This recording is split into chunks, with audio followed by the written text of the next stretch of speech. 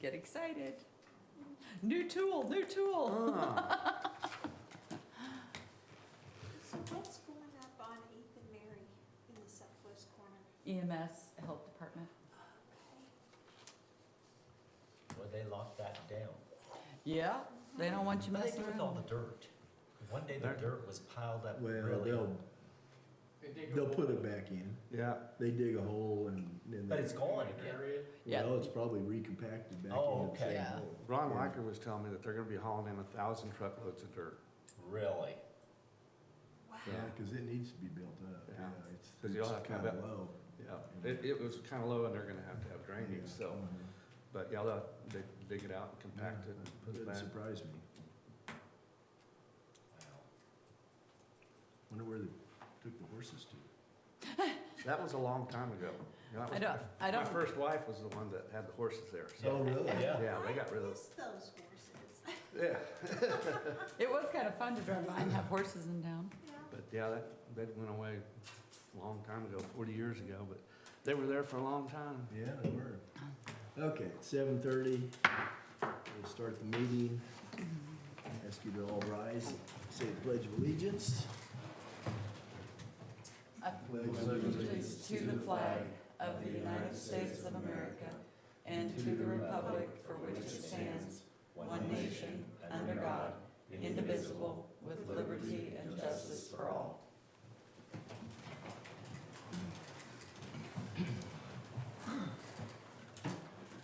Good, hopefully you've all had a chance to read your consent agenda. Do I hear a motion to approve? I make that motion to approve the agenda. I'll second. Been moved and seconded to approve the agenda. All those in favor say aye. Aye. Opposed? Motion carried. Guessing there's no public comment. There's no public comments.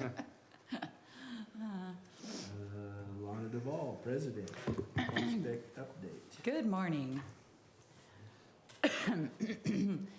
So Prospect 425, this is a medical provider that we met with. They are looking to expand their operations to a location in Garden City. So we've provided some sites for them, and they also were able to have a meeting with Garden City Community College to talk about some services they could provide and also some training for the students who are interested in the medical field. Prospect 325 is a franchise restaurant that's looking for a site in Garden City. They have had some conversations with a couple of different, but one building owner, one landowner where they could build. So we'll continue to work with them. Grant is also working with them through FCEDC, so he probably has an update about them as well. And then the Amazon delivery warehouse is underway. If you haven't been out by the corridor, it's kind of cool. There's a lot of dirt moving out there. They have 10 acres, 10 inside acres. So as you go into Maverick, you go around the Kinsey curve. They're right there on that corner beside Frito-Lay. So if you haven't had the opportunity to go out and take a look, you can do that. I was contacted by KWCH to do an interview about it yesterday, so did that. One of the questions people have is, where are we going to get the employees? This is not a huge employer, so they'll be 20, 25 folks probably. But the way these last mile facilities work is that the trucks bring the freight in, and then at night, and then the next morning, those are sorted into delivery routes, and there's an opportunity then for folks who want more of a flexible work type situation. They just log on in the morning and say, yes, I'll take a load, and they pick which load they want, and they go pick it up and go out and deliver it. So kind of a cool opportunity, because we just don't have those kind of jobs available right now, so I think that'll be fun. One of the questions people have had is, doesn't this hurt UPS? Well, UPS had already informed Amazon a couple of years ago that they were going to greatly reduce their delivery of Amazon purchases, so they said by at least 60% by 2026. So Amazon really didn't have a choice but to find other alternatives for getting their products out. So we think there's a benefit number one, to Amazon, but also, again, the flexible work opportunity will be really neat to have. I can see college students and even seniors taking advantage of something like that where they get to kind of choose how much work they do. And it's good for the Amazon sellers. We have a lot of retailers who sell product through Amazon. So it's good for them to know that they've got, good delivery to the region. So we're excited about it. What kind of liability, I guess, do the drivers have? They've obviously got that figured out because Uber's doing it, and they're private contractors. The Grubhub and DoorDash, all of those are doing kind of that similar model. So they've obviously got the legality of it figured out as contractors. So pretty cool. But you don't have to have a CDL license, right? No. All right. And housing-wise, we're making some progress on some housing. I will tell you, on Icon, their CID and TIF have gone through the city commission, so we're working with them to get their bond package put together that they can put out for the private placement of the special obligation bonds that will be issued on their behalf. But on housing, the MIH ARPA project that is going on Palace Drive, that is getting closer. We've had a lot of meetings over the last few days, and they're getting their site plan work finished up, filing their SWIP, NOI with the state of Kansas. So we are hopeful that will get going in June or July. They were hoping actually for May, but their engineer's not going to make that timeline. So hopefully June or July we should see that one actually break ground, which is very exciting. And then Ron had mentioned before the meeting, been working with a group, a family that is wanting to get into the housing realm, and they have purchased some ground over in Holcomb and are going through the process. They had to annex the land and then get it approved under the RHID. So they're going through, Holcomb's getting an education on the RHID program, but it's going to be very exciting. Did you want to say anything else about that, Ron? Nope. We're excited to have it going. How many units are we talking about? They have, it's a pretty large parcel, and they have it separated. And they're looking at doing more of a modular design so that they'll go pretty quickly once they've got lots ready. Yeah, they have done a lot of investigating on modulars. They've got one of the best modular. They'll go up fast. Yeah, so we're excited about that. Are they still doing it? They were thinking of a gated, or they're not doing that now, are they? The last I talked to them, it didn't look like that anymore, and it was kind of fun when we met with them. I don't know, 4 of them, I think, that came in. And they've got all kinds of other exciting ideas, things they'd like to bring to the community, and they've got a really entrepreneurial spirit, so it's kind of fun. We'll see what all comes of it. And then Hunter's Glen, they were able to secure some federal funding to finish up one of their streets, and they do have the funding authorized for their community center that's kind of been designed to be the center of that development. So we continue to provide letters of support as needed and help them through that process too. So how many phases? I see a third phase. Good question. Things got sideways with one of the funding programs, so they ended up with a 2 and a 2A or a 3 and a 3A or something and something. And it's a lot of phases. Obviously, he's trying to take advantage of the RHID by spreading it out into phases, which is absolutely what we recommend folks do. But in this case, it's also the different funding pools that he utilizes. So some of these are financed under USDA programs, some through HUD programming. So he just kind of phases them and then goes to whichever program provides the flexibility he needs for whatever demographic we think are still out there looking for that entry-level housing. Years before it's completed. Yeah. I know that they were gonna have daycare there, right? Is that part of the community center? Yeah, the community center, we actually worked with them on the design of that to ensure that it could be used as a childcare facility. It's going to be interesting to see what happens with childcare exactly. The legislature acted on some of the things that the early childhood task force that the governor had put together that I served on. They acted on some of that, but also went even further in some areas. So they've reduced some of the licensing requirements to basically nothing for some childcare providers. So while we still firmly believe in high quality early childhood education that usually requires a little more programmed childcare model, we don't know what will happen with childcare. If the regulations truly all go away, there may be less and less demand for that actual childcare center. So we're keeping an eye on that to determine how much of that we really need to engage in from the childcare network. So Are the regulations, they're not gonna get rid of all of the regulations, are they? Or are they doing? we'll see how it comes out. Childcare is an interesting one because KDHE has that oversight, of course, but they do a lot by administrative rule versus statute and versus legislative rules. So while there's been this new legislation passed over the past session, we don't know how much that will impact the administrative portion of what KDHD does. So we'll see is the answer. We'll see.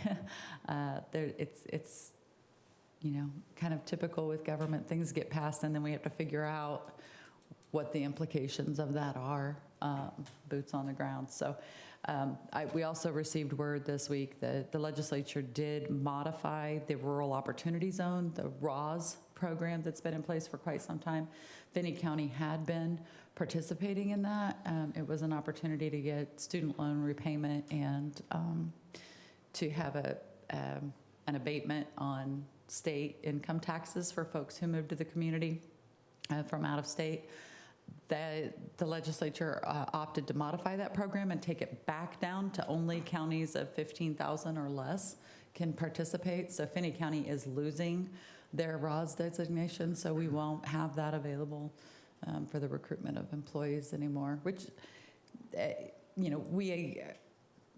we certainly understand. I think, initially when the RAWS program was created, the whole idea was to help repopulate very rural areas that were losing population over time and having a hard time recruiting teachers and doctors and, professionals for their community.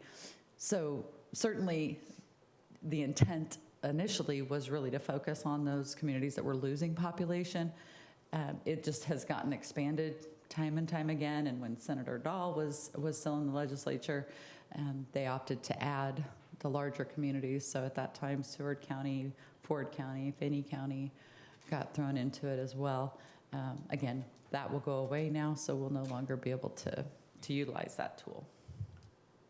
So this will be available to all of Garden City, not just the development, What will? Sorry. the childcare facility. The child care facility that's in it?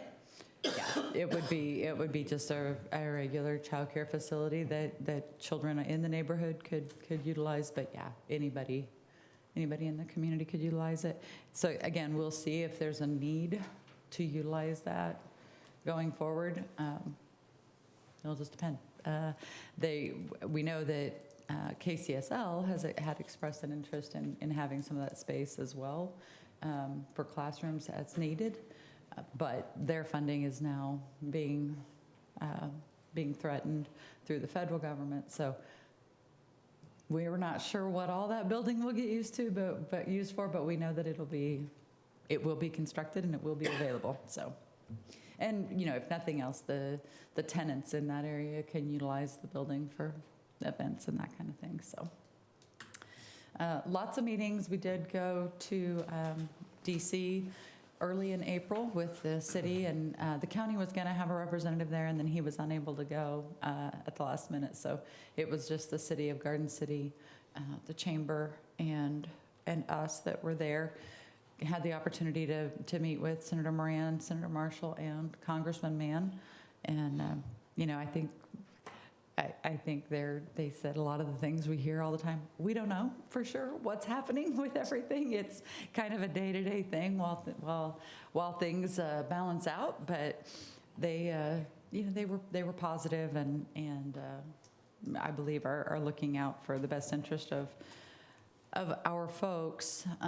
They've heard from a lot of agriculture producers. We talked the last time about some of the issues that we were getting calls on related to the tariffs specifically, and immigration, and they're very aware of the concerns of the folks out here. So hopefully we'll be able to keep good policy in place for specifically our ag producers, but obviously all of our business. We have seen some concern, I think, among some of our developers and some of the projects, just not knowing what's going to happen with the economy, not knowing for sure what's going to happen with their employment base, not knowing what interest rates are going to do. So there's a lot of upheaval right now that we hope will start to calm a little bit. Not uncommon, really, in a year when you change administrations, but probably a little more active this time, a little more questioning going on of what's going to happen next, but that's okay. KHRC came out and met with the community, Kansas Housing Resource Corporation. The legislature did do away with the Modern Income Housing Program, which we've been able to utilize on a couple of projects. So it's unfortunate that that's no longer going to be available, but hopefully they'll come up with some other ideas to bring some additional housing dollars into the state. And met with a franchise broker. We have a lot of folks, entrepreneurial folks, who come into the office and want to start a franchised business, but don't really know where to start with that or how to start with that. So we visited with Ricky Hayes, who's our retail recruiter, about it, and he connected us to a gentleman who, that's his job. He represents over 700 franchises. And so he's able to meet with the client, kind of get an idea of what their interest is, what their financial situation is, how much they want to be committed to it, how much they actually want to work, those kind of things. And then he kind of picks the franchises and is a matchmaker for franchises, basically. So we're really excited about it. Shannon and I had a really nice conversation with him, and he's got 40 years in the franchise world. So we're excited about that and hope we can find some opportunities for some folks to get engaged. He's from Canada, interestingly, yes. And he said about 90% of the franchises he represents are in the U.S. He owned franchises in the U.S. and has kind of split his time. So this is retail and not necessarily just like food franchise. Retail, service, and restaurants. Mm-hmm. Yeah, pretty much anything that's been franchised, he can. Interesting. Yeah.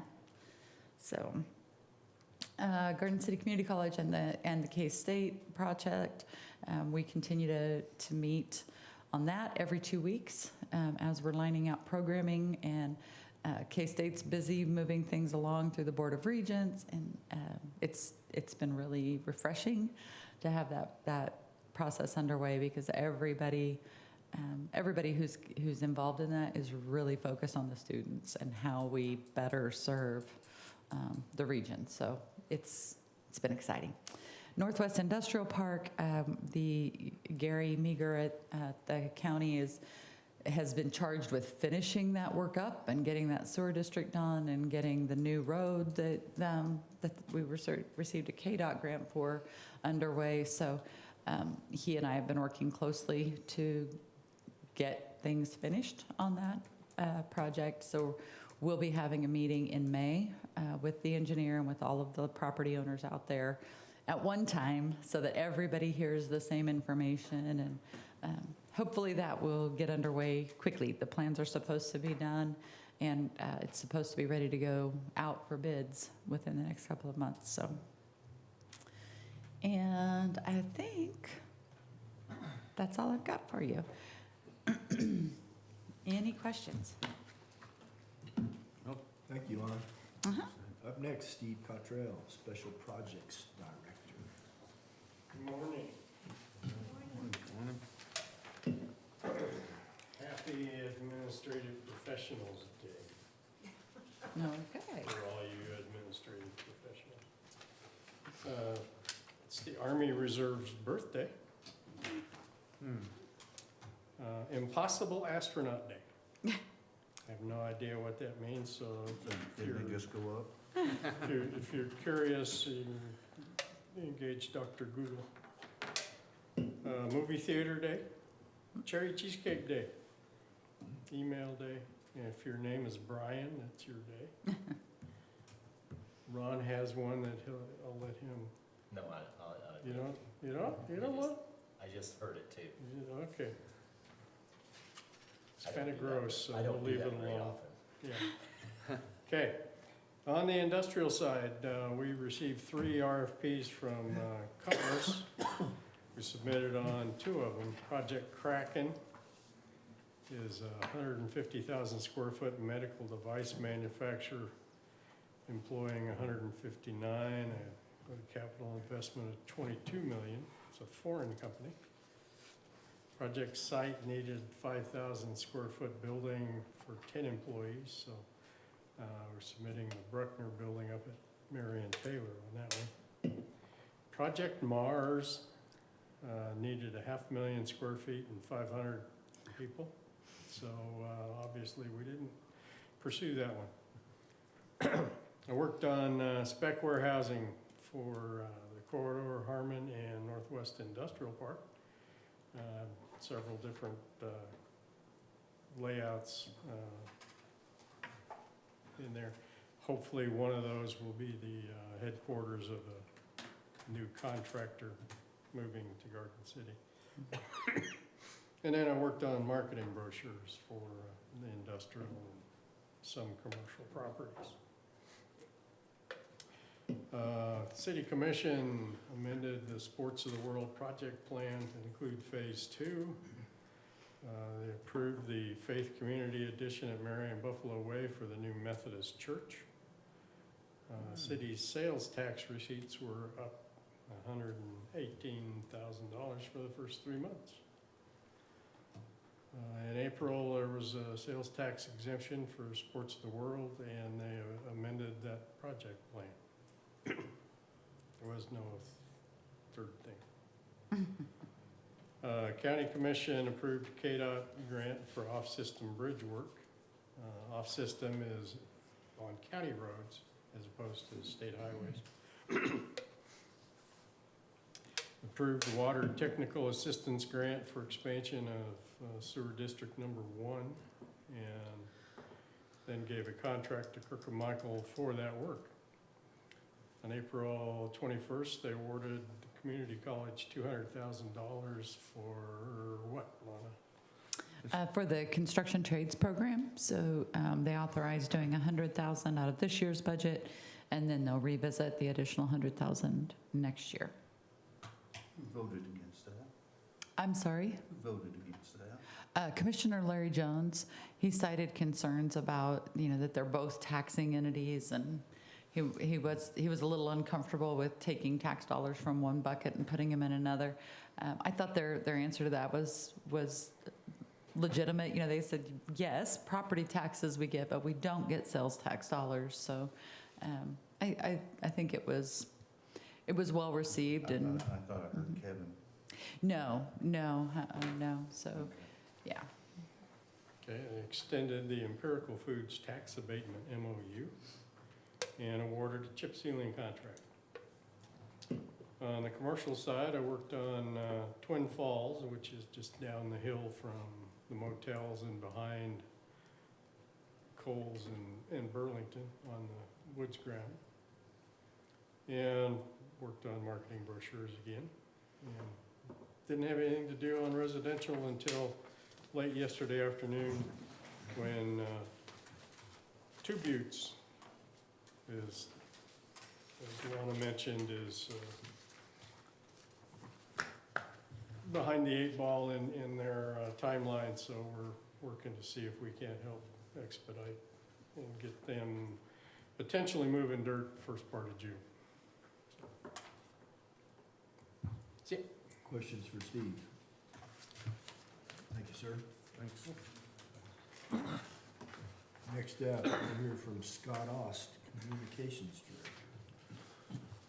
Director. Good morning. This month it was a little bit down across the board, but kind of even, not down too far. Some of the things that people were interested in were the Amazon warehouse announcement on the Garden City Journal Facebook page. Other things included one of the high school teachers was a regional semifinalist for Teacher of the Year in Kansas. The Community College League of Excellence Awards. Icon Cinema, people are still interested in reading about that. Also had some posts about Finney County's measles response, I guess, information. And the Youth Entrepreneur Challenge was also earlier in the month. Got some views about that thing that Grant worked on. Other than that, that's it. No, I've seen quite a bit of posts on that warehouse. So exciting. Any other questions for Scott? Thank you, sir. Next up, we'll hear from Grant Linenberger, Business Development. Good morning. All right, I have client 1124-1. This client's still held up by SBA asking to see a feasibility study. I helped refine their business plan and financials in hopes of bypassing the need for a feasibility study. Currently, the client's bank is checking with another SBA lender, and we are waiting to hear back from the bank on the next course of action. Client 3252. This client scaled back the overall concept of their business plan. They are now looking at a smaller location with a singular focus of products and services. They are adjusting their financial workbook to reflect this, and they still need to start on their written plan. They are currently waiting to hear back from the city if the location they have in mind is up to code for their desired business. Client 3253. I had a video call follow-up with this client. We looked over their written plan that they've started. They plan to attend an expo in July pertaining to their business and want to get a lot of information to plug into their plan, primarily pricing strategies. In the meantime, they will continue to work on their plan as well as start conversations with potential landowners where they would like to build. Client 4251. This client's already completed a business plan and feasibility study. They're shopping banks and need help with both nailing down a location and capital financing. They can inject 20% for startup funds, but would be more comfortable with 10% cash injection. So once they have a bank that they decided on, we can move forward on gap financing funding loans. That would work best for them. Client 4252. This client wants to expand their franchise to Garden City. They're already in talks with Woodmont Group on the location and they would like to go to. The client has blueprints ready for the style and model of their business. They've had conversations with Great Plains Development. So we are trying to connect the client with the leaseholder of the location. Once this location has been determined, they can move forward with financing. Client 4253. This client is looking to start a new business. Startup costs would be minimal, and the client would most likely cover this. The client needs help deciding on LLC or sole proprietorship, and if licensing is needed, they also need insight into the concept of their business and what it would look like combined with another type of business. They have started their written plan to flesh out ideas while I get back to them with viable options for their concept. And that's what I have for you.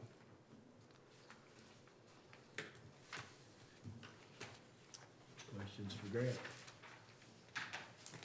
All right. Thank you, Grant. Thank you. Okay, up next, Shannon Dick, Director of Analytics. Good morning. Morning. Morning. I hope you like computer outputs because I brought you some. We're just gonna go over some of the things, and this is like a fraction of some of the things that we can look at within plan. But I thought it would be good just to kind of go over some of the things that we can see, just to get an idea. And that way, if there's something that comes up in your day-to-day or what goes on, you know that these are at least options. So one of the things is we can generate a region, and that region can be as specific as a zip code. This is a region that I generated for just Finney County. So it does our things like what the GDP is and personal income and stuff like that. You'll notice that the population is based off of census. So this is one of the things that we'll have to do when we report these data out, is that we will have to keep in mind that this is a census-based tool. They don't just use a census, they use a whole bunch of different things. But when we're talking about some of these general things, when we're talking about population, and we talk about spending power later on, we will need to do a little bit of scaling when we're reporting to potential clients. But that kind of stuff is all in there, just that general stuff. Some other things, this is the demand. So I just kind of selected things that are just kind of fun. So this is the demand for different things, by different things in Finney County. So I cut off the first one at the top there, amusement parks and arcades. So if we had somebody come in and say, hey, what's your local, for Finney County, what's your demand for amusement parks or arcades, or I mean, we're talking about like Icon Cinema kind of thing. We can go into this and say we have about $1.3 million per year demand from households. The government doesn't have any demand. The state doesn't have any demand, and there's no capital demand in inventory. But we can go through all these different things and say what the different demand is. And then we can go to all the different regions that are in our trade area, do the same sort of thing, do that scaling factor of how many people come into our region for trade, and say, well, we have 1.3 million, Kearney County has whatever their number is, and we can kind of roll together these local demands for restaurants, I mean, it goes down to bowling centers and batteries. The local demand for batteries is $1.6 million. So if you want to make a battery store, actually it might do pretty well. But I mean, it's really specific. So this is pretty cool. I'm not going to say everything is cool, because every one of these is cool, so I'm going to state out once, and that applies to all of the slides. The trade, so this is looking at what our community does for industry, and this one I've sorted from most to least, and this goes way down. But so meat processed from carcasses is the last word there. That industry export for Finney County is $1.3-ish billion. Then you can see how much of it's domestic, foreign export, total export. So 1.7% of that is foreign export. So this actually wouldn't have been that relevant to us like a couple months ago, but now knowing how our industries are related to foreign markets is really good, because we can go down through all the different things. So you can look at down line 6 there, dry, and this is milk, this is DFA, and we can see that 15% of theirs is going to foreign direct. One thing that we need to do, and I need to have a conversation about a lot of these numbers, if there's an intermediate step between a foreign market, like so we take wheat and then it goes to a mill, and then that mill gets shipped out, that flour gets shipped out foreign, does that wheat originally, does that get counted as foreign wheat, or because it goes to a domestic in between, does that count as just domestic? I don't know how they count that, but this is kind of neat stuff. I'm sorry, I wasn't going to say that. Go on, next one. So this is talking about our region and then our employment. We have this in different ways, but this is nice to see. This is just talking about the different line items and the employment, and then what the salary is, and employee conversations, and how many work hours. So overall, if we slice everything down by very specific categories, and we can aggregate this different ways, retail salesperson is the most common single slice of people, with 700 in there. They've worked 1 billion hours last year. And then we can also see that, like, how common that profession is in our community versus other communities, which is something I've been having to do myself by going to all these different communities and finding out the data and doing all the math. Now I can just look and say, hey, turns out we have a lot more people in slaughter and in meat processing than a typical community, but we have less people in customer service representation. We have less than one here, so it's less than other communities, 43 times more than other communities for meat processing. So this by itself will save many hours of stuff that I've been doing. And like when the community college talks about what kind of trades are needed, we can just pull this report, and we already have for anything. So Good one.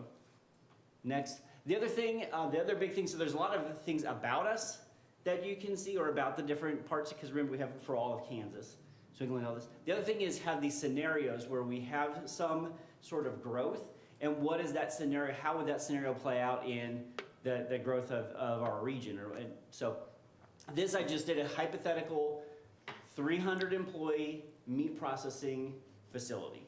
So, and my first thing was gonna be to try to replicate just like the impact of empirical. This is so specific, I have to actually do some steps to get specifically empirical, so I just made a big group of just meat processing, 300 employees. What does that have? So it will say, well, here's what the employment looks like. So there's 300 direct, and that's all I put in, is 300 direct employment. That means that it should generate about almost $20 million of direct labor, 27 million of value added, output of $170 million. And then indirect generates 93 employees, induce generates 80 employees, which means a total of 473 employees. I know what your next question is, so I made a slide of it. What does direct, indirect, and induce mean, right? So direct is specifically that company itself. What are they directly employing? So direct is that the output and the jobs created by that specific business we're talking about. Indirect, so if we're talking about empirical, it's the workers employed by empirical, and the output made by empirical, and the input from that's directly going into empirical. Indirect is the impacts that when they buy goods or services from suppliers. So the easiest way to think is like a trucking company. The trucking company that's supplying empirical with getting product from one place to another, that's an indirect impact. And then induced is when we look at all those employees from the direct and indirect, what's the impact of everything else? And that's like community-based thing. Like, okay, well, we added 300 employees, and then we added 100 people that are gonna be truckers. How many more teachers are we gonna have in the community? How many more restaurants are we gonna have? And all that kind of, that whole encompassing thing. So that's the difference between direct, indirect, and induced. So when you look at all these next slides, that's what kind of each of these means. We have things where it will generate what the expected tax results are, and I have another slide later on that's even more detailed. But so we say, and I can say by county, state, and I just said general Finney County, so I didn't say specifically Garden City or Holcomb or anything. So that's why I kind of have these sub-county general, sub-county special districts. But so we can break down what the tax implications will be of bringing these things in. So for an example, for the county, they would expect to bring in about $472,000 per year in county taxes for a facility like this. And you can see where all that goes. Okay, next we can look at what the output would be for a facility like this. So direct output would be about $170 million a year to, and again, this is to Finney County. But then it would have indirect, so trucking and all that stuff, and then the induced. So what's really interesting, when I was looking at this sort of thing, we think about like, we add 300 people, what does that impact to housing? We kind of know that you'll have to build housing, and we can see that it's about $1.8 million of housing, which again is specific to Finney County. This isn't talking about housing in general across America. This is talking about specifically to Finney County. But this was really interesting on here. One of the biggest impacts would be the hospital and the extra demand in the hospital. So those employees is about $1.7 million worth of extra business that hospitals would expect to do by just having extra people in town. So it's really interesting. It'll make it a really nicer to go talk to our partners across the community and across the state to say, okay, well, you're putting all this effort into bringing in this industrial thing.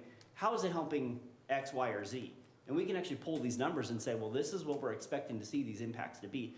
What is the impact down to bowling centers? What those impacts will be. So really cool. Also, what is the distribution of impact? So if we're talking about something like empirical, obviously the biggest impact would be, biggest increase in impact for the region would be the meat processing. But we can also say like, there'll actually be something with radio and television broadcasting. We'll get a 2% of the impact will come in there. I mean, and again, this goes way down. This goes like 500 lines down. But I mean, electric precision equipment, they expect to bring in $6 million. About 1.2% of the impact of bringing in the meat processor is helping electric precision equipment manufacturers or suppliers. So again, a neat way to break down what's going on with the economy using this data. And there's a chart you can kind of see. where there is, you can see that the meat processing, the dark blue is where we see the changes across all the, this is just the top 10, 15, top 15, but you can see there's we would add to our output in meat processing, and you can actually see, if you hover over it, on the actual program, the impacts of all the different ones. And then employee compensation. This is another thing. We just like, well, what's expected employee compensation for the different things? So what is it bringing to the population? It's bringing about 19.9-ish million more dollars a year of income for just the direct employment, but again, the employment compensation across the board. And I think the next one is tax, a breakdown of tax. Let's go to the next slide. Yeah, and then so here's just one example of a part of a breakdown. So this is just to the county, where we'd expect to see county tax things from this one project, and we see that some of it comes from property tax, but then we also see this is property taxes from different households, and these are actually households broken down by income brackets. So we can see in this household, we'd expect to see about an additional $2,000 per year from personal property taxes coming from that one specific land. So really detailed. I think that's my last slide. Yeah, so really, really good things.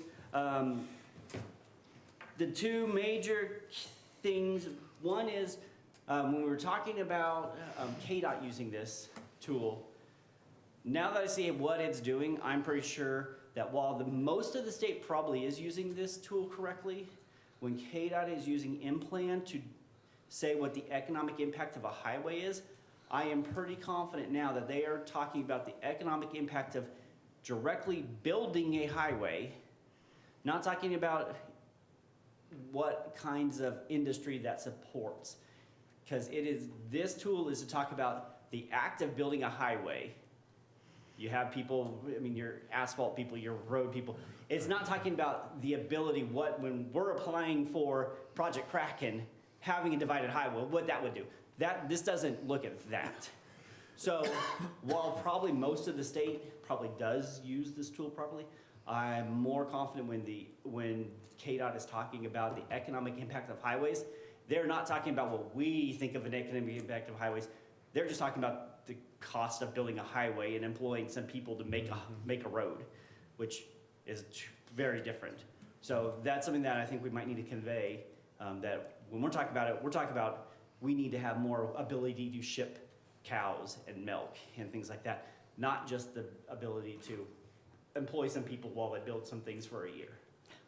So that's one thing. The other thing is this is a huge machine of numbers that do all these things, but I don't know all the underlying things that's happening. For example, they still have fruit canning as one of the top 20 industries in Finney County. I don't know where that is. So it's cool that there's all these mechanisms where I can put in all these different things and we get all this output, but if the underlying thing isn't correct, we don't have it. The top level, like when I put in the numbers for that 300 people and it generated the income, I divided that out and it came out really close to what Empirical is going to be paying. So it's somewhat correct. I just need to go and have meetings with them to talk about what you actually mean. Like that thing with the foreign thing, like what does that actually mean? When you're doing all these steps, what's actually happening in the calculations to know how much we want to rely on it blindly versus like, here's the answer, let's go check kind of thing. So those are the two big caveats, but super cool program. It will be one of those things that I think we'll just be talking to somebody like, oh yeah, let's just go run that number really quick, we can get you that. Whereas before it was like, I don't know, and it'd be like a week or two to just even figure out how to even get those numbers. Now it's a bring it up and we got it in 10 minutes kind of thing. So, cool stuff. Any questions? So does this mean you're going part-time now? No, turns out every time we get something like this, I just have to work less hours on a specific project, but then we have just more people. I mean, like with Placer, I mean, Downtown Vision, they have an event or they're doing stuff and they're saying, hey, we have this business owner that really doesn't know if they should be advertising in X, Y, or Z. Could you tell me the number of people that are coming in from what Dodge said he did to do this stuff. And before you're just like, this is gonna be way too much work to even think about. Now it's just like, okay, hold on, I'll just put it on my pile of stuff to do and I'll get you by the end of the day. So, doesn't reduce the amount of work, makes more work, but it's also really useful to have these kinds of things because it will be useful when we're talking to the county or we're talking to the community college about any of these projects, about anything. I mean, we could run the potential impact of all of these projects we're applying for and say, hey, we really do need to try to go for this a little bit more. Let's get people on board because this will have a bigger impact than this other one or something like that. And that's just the kind of things we couldn't do without a tool like this. Again, we'll see how it all shakes Do out. they update it? Yes, Okay. they update it constantly, so much so that, and I think this is a little bit of excessive, but like if it's been 30 minutes since you've run a report, it like tells you like, hey, just let you know, this was generated a little bit ago and things have, I doubt they're updating it every 30 minutes. But they do have constant updates about how all these, and I'm sure as like just state reports come in, just industry reports come in, they probably have just a team that's just constantly updated. So they might be updating it a couple of times a day with just new pieces of information from different parts of the, I mean, because we're talking about the economy of batteries and bowling alleys. I mean, these reports have to be coming in somewhat constantly. So yeah, so it's updated often. I would say it's essentially real time. Just makes it so you can work more efficiently. Right, yes. Yeah, faster. And again, like Placer, I think it's a lot easier to say, hey, our data came from this place. If you had this tool as well, you can see the impacts as well. It kind of takes, even though I feel like we try not to be biased in the analysis that we do, like when we're measuring our trade area before with Placer, it's a lot easier to say, don't go look at this. I mean, this number is coming from some third party. Look at it. Don't just say that we think we're doing great because we're economic development. Go look at this. I mean, it really is some data that we can point to that people can have more trust in than just a group doing it.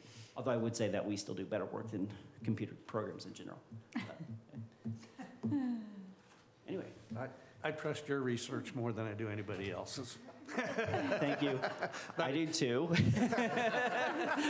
it's nice to have that to No. back you up. And that you kind of answered that question. I was wondering, does it really align with what you're finding? And like the canning thing, maybe they're talking about home canning. I mean, where else would they come up with that? I don't know, and that's going to be one.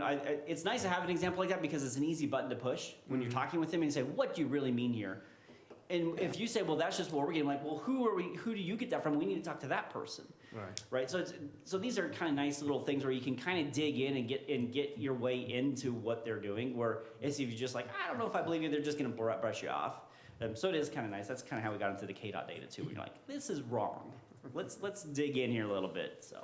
And that was specifically the canning thing was really what kind of turned us on to this whole implant thing, because when we were dealing with the Kansas Department of Ag and they put out our annual output report, we met with their economists and we're like, talk to us about this fruit and vegetable canning that we're doing so much of here. and they couldn't. They said, that's the implant number. So they didn't know where the number came from. And yeah, so this, to Shannon's point, now that we're paying implant, we have a right to say, no, you're going to need to dig in and find out what that actually is for us. So it doesn't give any explanations as far as when you log on to a particular item. It doesn't explain how it. There's a definition for those things about what it is. It's like fruit canning, vegetable canning. I mean, it goes really specific into what that definition is, but it doesn't tell us where that's coming from in the documentation. I've actually requested documentation of their whole program. We'll see what they do, because I know internally they have it. Because when you have a computer program, you have to document where all your numbers are coming from. So they internally have it. And we've requested, and they said, yeah, we'll see if we can do it. But I mean, that's the sales guy, so he'll just say whatever just to make you happy. So we'll see what actually comes out. But to Lance's point, there are some things we'll do, like we know that they're reporting off the census data for population instead of what we think is the true population count. So when we're talking about that demand, we'll be doing a little bit of scaling, not just for Finney County, but all of them, to say, actually, I mean, this is what they're reporting, but we actually think it's a little bit bigger because we think that they're undercounting the census. So there will still be some tweaking we do. It just is taking out like steps 1 through 20, and then we do one little step at the end instead of doing 21 steps. And by having both Placer and implant, Right. we can, you know, we can stand behind those numbers when we plug them in there. Yeah. So, okay, I'll stop. Well, it's a good investment. Okay, thank you, Shannon. Okay, we'll move on to new business. None, Old business. none. Upcoming events. The chamber banquet, I failed to put that on here. Is anybody else intending to go to the chamber banquet? We do have a That's table. Thursday night? Mhm. Okay. Tomorrow night.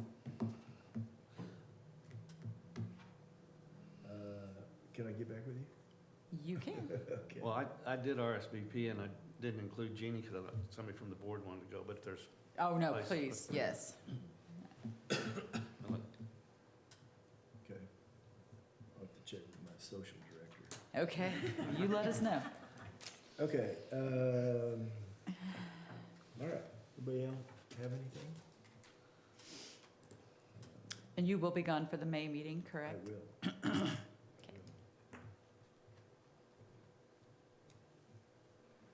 Okay, we have a need for executive session. We do. Okay, 15 minutes should be fine. 15 minutes. Do I have a motion to go into executive session? I so move. I'll second. Second. Moved and seconded. All those in favor say aye. Aye. Motion approved. Okay, and we will, we'll plan to come out of executive session at 8:40. That'll give Okay.